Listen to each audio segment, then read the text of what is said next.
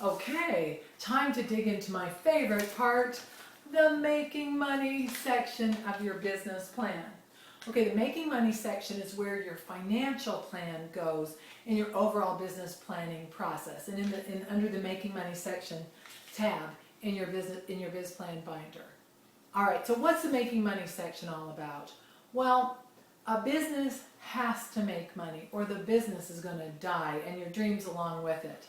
I know you've heard that old myth, do what you love and the money will follow. Well, I'm a big fan of doing what you love for the sheer joy of it, but the money won't always follow. The good news is you can figure out how to make money. Just get over the mystery of it. Learn how it works. Now in business, there are financial reports, a balance sheet and a profit and loss. These are terrific because they keep score in the game of business. Now chances are good that you're not really clear on your balance sheet and your profit and loss. Maybe you've never even looked at them before, or maybe you've looked at them but you're not sure that they're right. Fair enough. So start by getting to a known financial position, KFP. KFP is the place to be. How do you do that?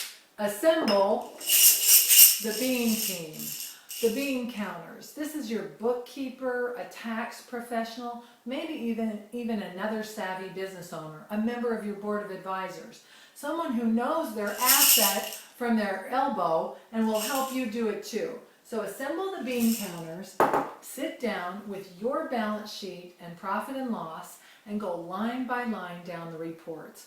What does this mean? What does this account mean? How do we know these numbers are right? Are they current? And ask questions until you understand the balance sheet and the profit and loss. Luckily, I found a great mentor to help me do this. Thank you, Frank Blau, for being a great mentor to me. He's the one who taught me that this is my asset and this is my elbow. And that's what I want you to do. Assemble the bean team and go through your financial reports. The king granddaddy scorecard in the game of business is the balance sheet. The balance sheet is based on a set of scales. It's based on an equation. Assets, what you have, your stuff, equals liabilities plus equity, what you owe and what you own. So for instance, suppose you want to buy a truck or a car. The asset of the car would be listed under the assets on the balance sheet. Now, if you had to borrow money to get that car, there would be a corresponding debt or liability for the car. Assets equals who lays claim to it. If someone other than you owns that car, that's a liability.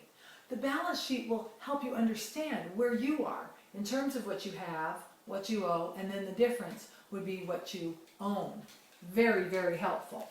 Now you can always make your financial position better once you understand it. The way to make it better, the best way, is to sell stuff for more than it costs.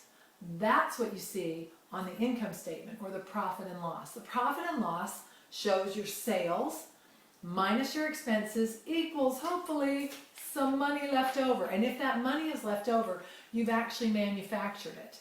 And that money will appear on the balance sheet as an asset, and your equity will go up. And that's how you breathe lifeblood into your business. Now, I'm making this kind of simple and a little theoretical. However, for your business, the rules of accounting, the rules of finance are the same as for every other business. That's one of the things I like so much about the making money section of business, about finance, is that the rules in business apply to any business. Double entry accounting applies across the planet, across the globe. It's a universal language like biology. And once you figure out how to read a balance sheet, a profit and loss, how to use the score to make better, faster, more profitable decisions, you take a quantum leap in power for your own self, for your own business. You can help others as well. I just get goosebumps talking about this. So in your Biz Plan binder, under the financial section, the Making Money section, this is where your financial statements will go. All right? So you'll list your balance sheet, your profit and loss. This is where I've got my current financials right there. Pretty cool, huh? That's where you'll put yours. And until you understand them, you're going to seek to understand them and work fervently with your Bean team to make sure you can. All right. So once you're at a known financial position, you may not like what you see. You may not have as much in assets as you'd like. You may not have as much in cash. You may have more debt than you would like. Well, you can change that.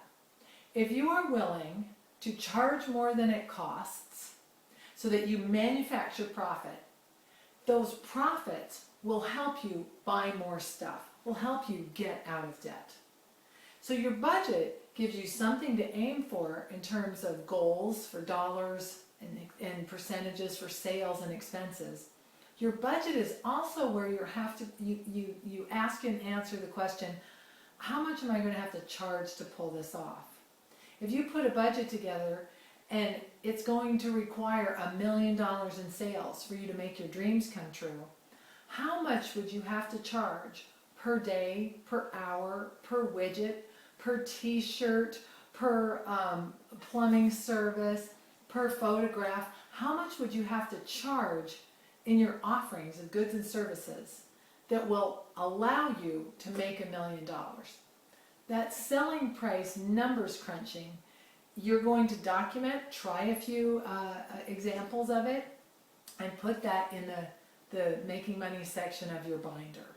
Essentially, if you want to make $1 million this year and you want to work 200 days this year, you would divide $1 million by 200 days and realize that you have to sell $5,000 a day to make this happen. Easy, right? At least in theory. And if you find as you put this business plan together and you work through the making money section of your business plan, if you crunch the numbers, if you get clear on where you really are financially, I can promise you, you'll come up with a selling price that is higher than your competition. That can be a little scary. Well, put on your big panties, because you may have to raise your prices. And that may be a little bit scary. You may not have to raise your prices. If you can justify your selling prices, I tell you what, it'll work if your financial statements show that you're making lots of money and your dreams are coming true, your selling prices are fine. But if you're not making the money you'd like to make, if debt is too big, if cash is too low, raising your selling prices is one way that you can fix that, which springboards us to the getting it sold section of your business plan. Because if you crunch the numbers and discover you have to raise your prices, you're going to have to be more competitive. You're going to have to be nicer, stronger, faster, more sober, more punctual, better dressed, more skilled than your competition in order for you to justify why your selling prices are higher. So as you work through the making money section of the business plan, be willing to ask this question as well. How much do you want? Because the more money, the more stuff you want to create with your business, the higher your prices may have to go. Can you do it? You can. If you're willing to learn how to be a great communicator, if you're willing to learn how to be a rock star salesperson, which is what springboards us into the Getting It Sold section of our business plan.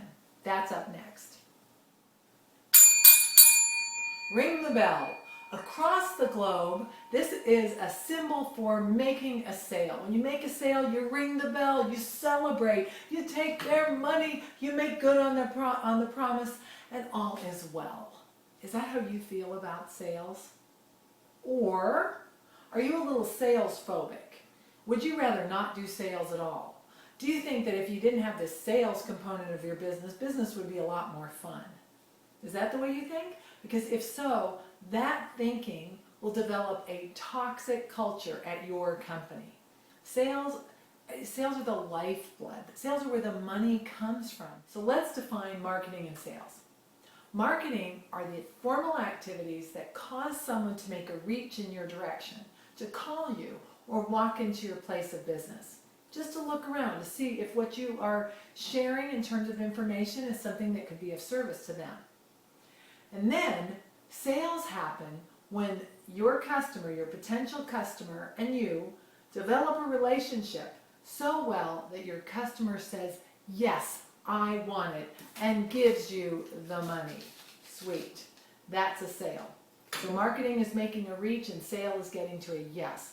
And those activities, those formal activities, are going to be documented in the Getting It Sold section of your business plan binder. Okay, so let's talk about creating a better culture for sales at your company. Here's a little exercise that you might do and then put in your business plan binder. Make a list of 5 experiences that you've had buying something that have been very, very pleasurable. A pair of shoes, a new car. Maybe you bought a home service where someone solved a nagging problem for you and made it much more comfortable for you to be in your house. Write down in great detail times where you bought something where you felt really, really good spending money. And encourage your team members to do this too. And this is one way that you can start to reprogram the thoughts that you have in your head about sales. A little exercise like that could go a long way to developing a sales celebratory culture at your company. Next up, put a formal marketing plan together. Now, a marketing plan consists of these 3 things. I got this from my buddy Al Levy of Appleseed Business. A sales budget, or a marketing budget. And marketing budget are the dollars you commit to in your budget, in the making money section of your plan, that are devoted to marketing efforts in dollars and percentages. How much will you commit to? Doesn't have to be a lot, but it's got to be something. All right, and the second thing is an allocation of those marketing dollars. What are you going to spend your marketing dollars on? Internet, yellow pages, billboard, a big marching band to walk down Main Street and shout out good news about your business? Whatever it is, you've got to choose. And then a marketing calendar.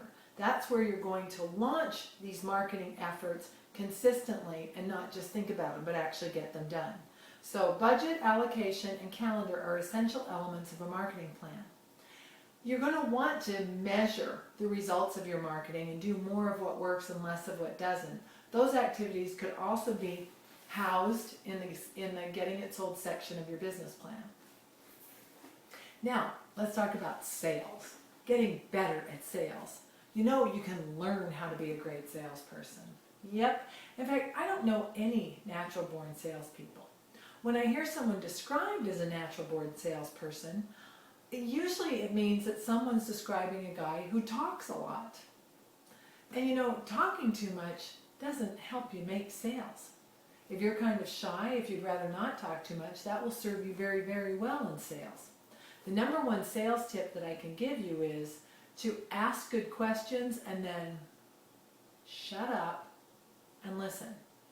And then consider, is what you have to offer a good fit for what your customer needs and wants? And if so, you're off to the races. In a non-threatening, authentic way, you're helping people out and they're giving you money. They're thanking you with their money for providing those kinds of goods and services.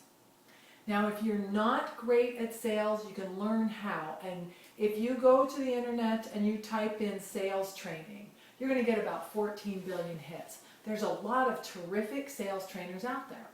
My encouragement is to adopt a sales trainer and incorporate their sales system into your business. How easy is this? Find someone whose philosophy, whose process doesn't insult your soul. In fact, find someone who you really get a kick out of. You like their personality, you like the way they do business, and adopt their already created sales system. So easy to do. Let me give you a few names to go check out. Tom Hopkins is perhaps the all-time master at low-pressure, great sales training. A few industry-specific sales trainers for those of you who are in the home services industry. You know I like that industry. There's Al Levy at Appleseed Business. Kenny Chapman. Check out kennychapman.net. Matt Smith. Joe Crisera.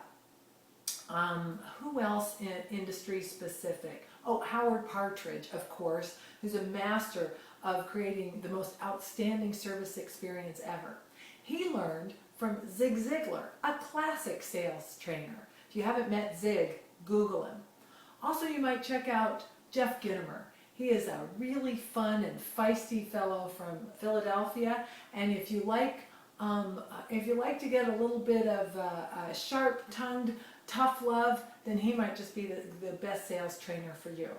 All of these people have different personalities and slightly different styles, but every one of them has a solid sales system with specific points that you can learn and follow and incorporate to help you develop better relationships and get to a yes. Your sales training systems, the evidence, the forms, the checklists that you're going to use will go in the Getting It Sold section of your business plan. So, as you develop this section of your plan, put systems into place. Hold yourself and your team accountable for keeping score, for taking action, for asking good questions and listening, and making the bell ring and bringing sales into your company. Next up, we're going to talk about getting it done. When you make a sale, you make a promise. And the promise is, I'm going to be of service to you. I'm going to deliver this product, okay? So getting it done is all about making good on that promise. Are you noticing how the different areas of your business plan build on one another?